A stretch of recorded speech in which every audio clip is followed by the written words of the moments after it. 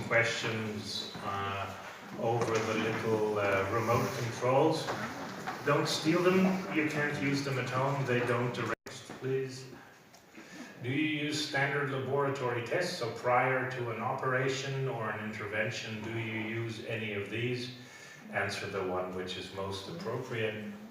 Many of you use several, of course. Take your favorite one.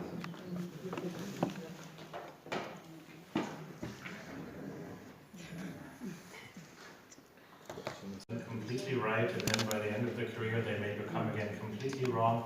And I've heard so many versions on crystalloids, colloids, and a mixture of crystalloids and colloids that I find it cool. So you say in 3/4 a mixture. Because it's interesting, I find that we can learn from it and then have some key regulation. This is a more complex model. No one has to learn it by heart, don't be afraid. But in this model, you don't see any cells anywhere. And we now know that cells are key to coagulation. Activation of coagulation in vivo actually occurs on cells. So you need cells in your model. And here you have the cells depicted in green. These are either endothelial cells or monocytes. You also have platelets in there somewhere. And the platelets are the surface where coagulation to a relevant part occurs. This model was generated by Hoffman, Monroe, and Roberts from North Carolina. And the last type of model, when I was still in research, this was the area of my research, the endothelial phenotype. The endothelium can be happy and quiescent and just do its normal things, basically keep blood fluid. And for that, you have a mediator molecule that's called thrombomodulin. It's a really neat molecule. It's become very important because it works together also with the endothelial protein C receptor and other aspects. Here you see protein C and protein S, its cofactor. And this thrombomodulin has its name because it takes thrombin, a molecule that normally is procoagulant, causes thrombosis.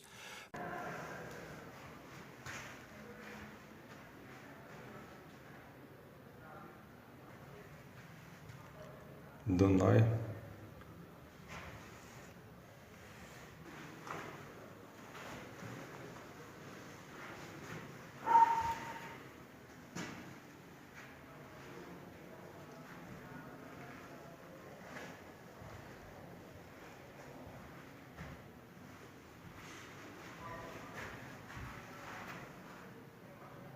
I would like to thank the organizer to invite me.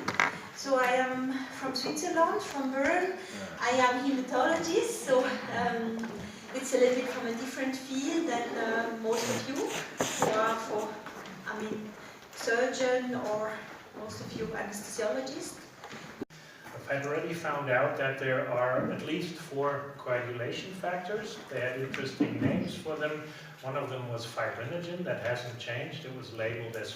This is the way the APTT functions. You add negatively charged surfaces. You can either have it as a powder in kaolin, but that's a pain in the rear if you want to use it a whole day long because it will sediment in your test tubes. So nowadays you have dissolved.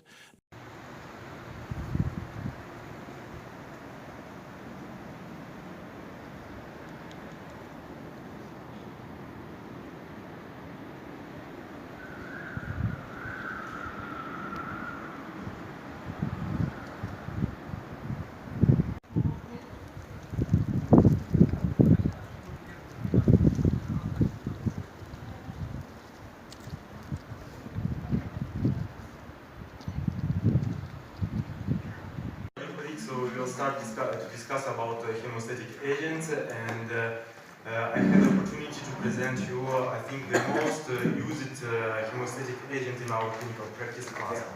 Who use in your clinical practice plasma from our audience? You can think about it. What do you consider platelet function? Maybe think about it after the talk. Your definition may have changed. There is an immense amount of platelets. And here you have the sites of action of several medications, anti-aggregants. This one I always have problems in saying, dipyridamole. Today it worked. Okay. Aspirin, I usually work, but misspelled it so much. Plavix or clopidogrel works here, and the GP2B3A inhibitors, which are highly potent drugs. Why are they so potent? Because they inhibit the infector. Work together with Sibylle Kital, contact Langenecker, who is also one of the course directors, who's going to come on Friday. And today I was asked to tell you a couple of things about factor concentrates. I'm an anesthesiologist from Belgrade, Serbia. And to be honest, I was in your shoes 2 years ago. So I was the fellow of this course, and then I was invited to be a lecturer. And sorry. And the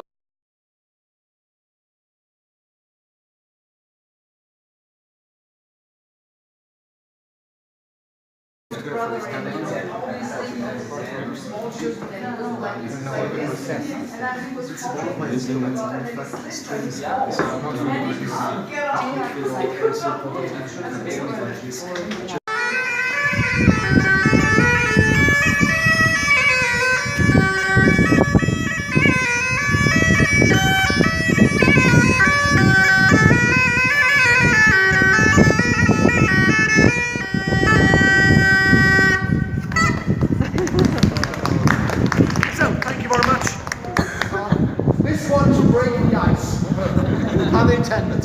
Okay, the thing is, we are all freezing outside here. Okay, well, all of you except me, because I'm not freezing.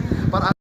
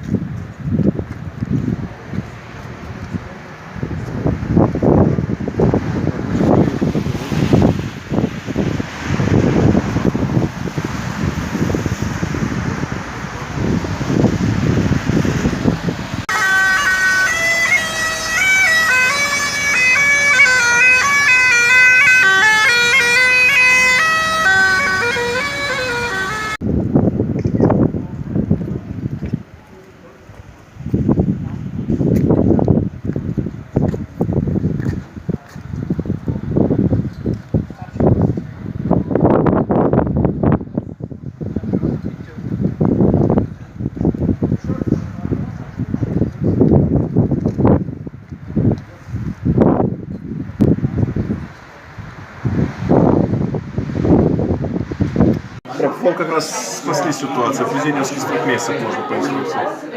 Как раз дела. Ну, для меня нормально.